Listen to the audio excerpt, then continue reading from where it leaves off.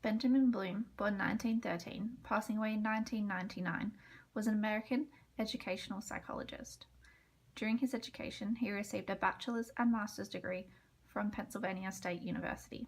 He also received a PhD in education from the University of Chicago. Over his accomplished career, Bloom's work included the taxonomy of educational objectives, the cognitive domain, also known as Bloom's taxonomy, and mastery of learning, or learning for mastery, both of which focus on educational development. Bloom's taxonomy was published in 1956 and revised in 2001. It is a taxonomic hierarchy of educational learning objectives based on 6 cognitive domains. It is often displayed as a pyramid like this one here. In addition to the 6 cognitive domains, this pyramid can also be divided into 2 sections, lower order thinking and higher order thinking. At the base of the pyramid are lower order thinking objectives. Remember, which requires students to recall facts and basic concepts. Understand, which requires students to explain ideas or concepts. And apply, which uses information in new situations. Higher order thinking objectives follow. Analyze requires students to draw connections among ideas. Evaluate requires students to justify a stand or decision.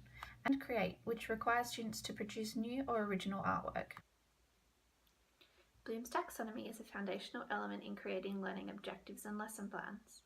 It creates stepping stones for teachers when planning to ensure optimal learning objectives are created and achieved. To accompany Bloom's taxonomy pyramid is the Bloom's wheel. In the centre of the Bloom's wheel are the 6 cognitive domains, followed by suggested measurable action verbs for each domain. On the outside of the Bloom's wheel is examples of learning activities and assessments appropriate for each domain.